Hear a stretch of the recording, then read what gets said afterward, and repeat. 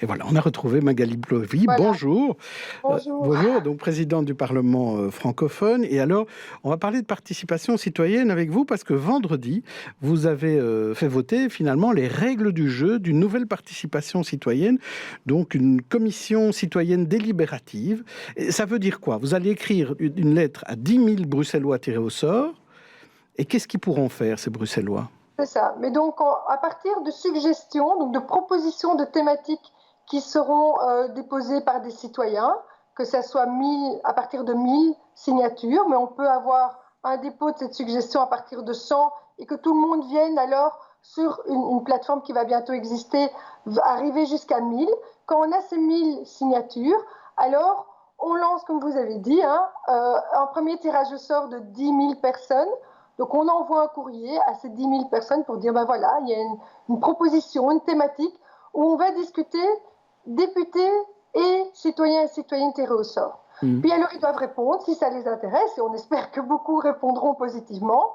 Et sur base alors de ceux qui répondent, on fait un deuxième tirage au sort à partir de certains critères pour que les 45 qui arrivent au final, ça soit représentatif de la population bruxelloise. Voilà. Et donc c'est à partir de 16 ans, oui. Et c'est tous les résidents bruxellois. Oui. Alors, peut-être pour revenir sur les thématiques, dans quel genre de thématiques on doit se trouver? Est-ce que c'est des thématiques propres au Parlement francophone bruxellois, donc ce qu'on appelle les thématiques COCOF, ou est-ce qu'on peut en sortir? Alors, comme c'est un processus qui est mis en place tant au niveau de la COCOF que de la région bruxelloise, ce serait aux deux parlements.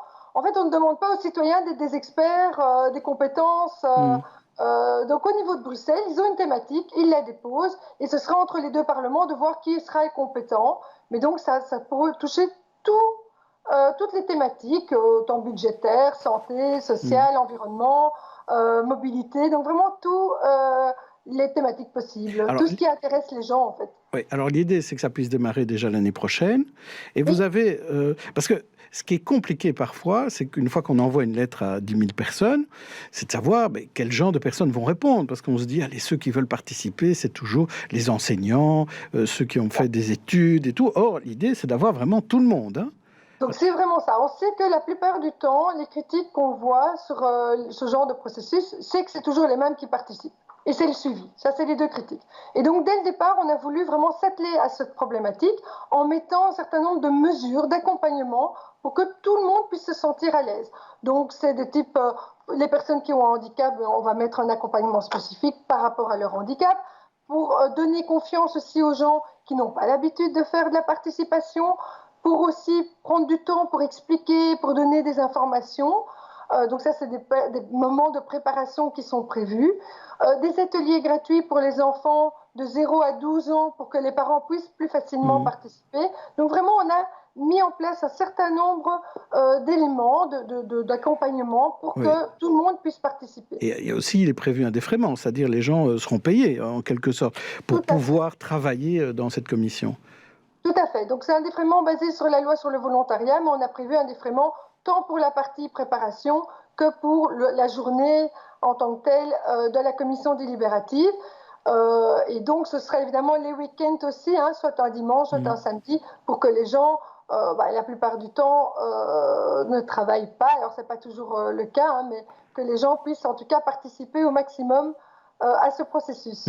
Alors, il y a aussi ce qui est pas mal, je trouve, c'est la possibilité de s'inscrire, non pas par Internet, parce qu'il y a toujours la fracture numérique, mais via un 0800 à ce genre de commission. Oui, c'est ça. C'est-à-dire qu'on a vraiment voulu à nouveau ne pas avoir cet obstacle du numérique. Donc, on peut le faire par numérique. On peut venir déposer, par exemple, pour les suggestions, ça peut être aussi par écrit. Et en effet, il y a un 0800 qui sera mis en place pour qu'on puisse alors téléphoner pour avoir des informations et pour pouvoir être aidé, s'il le faut, à s'inscrire, en effet. Alors, pour toute la clarté, donc, on reprend ça. D'abord, il faut un thème. Donc, d'abord, il faudra que votre plateforme soit prête pour qu'on propose des thèmes. Donc, vers le mois d'octobre, ce sera prêt. Donc, j'espère que les téléspectateurs peuvent déjà y penser s'ils ont des thématiques à apporter au Parlement. Et alors après cela, il y aura cet envoi de lettres à ces 10 000 personnes tirées au sort, et après on en tirera encore 45 pour le travail. Et on évaluera tout ça après pour être sûr que ça sert à quelque chose. Est-ce qu'on saura aussi combien ça va coûter? Alors, ça va coûter 100 000 euros Mmh.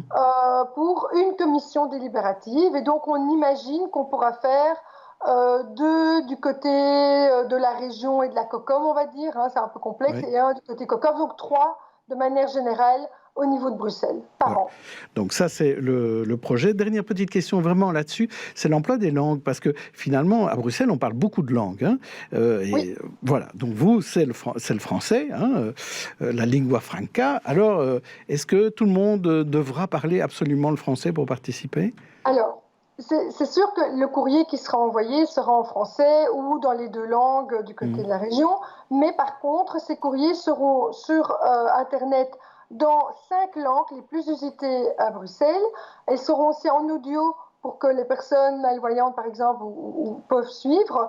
Et puis, il y aura alors, pendant le processus, pendant les discussions, les délibérations, il y aura une attention particulière pour aider ceux qui ont plus de difficultés à s'exprimer dans différentes langues. Mais donc, tout ne sera pas traduit, mais il y aura un accompagnement, une aide spécifique pour différentes langues. Alors, chez Ecolo, c'est participation à tous les étages, puisque le parti prévoit que le Sénat devienne peut-être une commission citoyenne.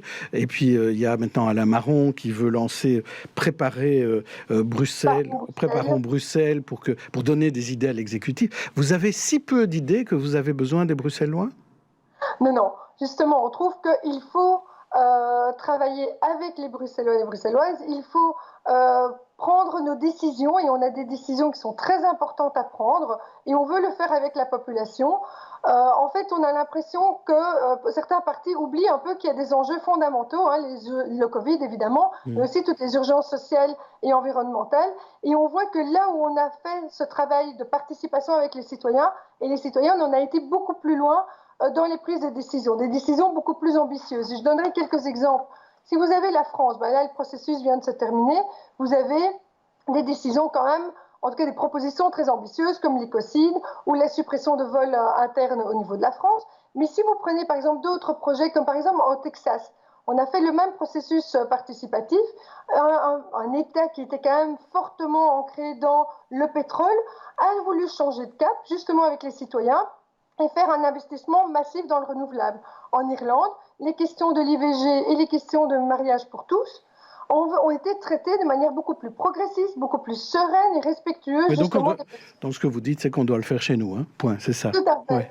Ouais. Merci Magali Plovy d'avoir été notre invitée aujourd'hui. Et donc on suivra cette participation citoyenne.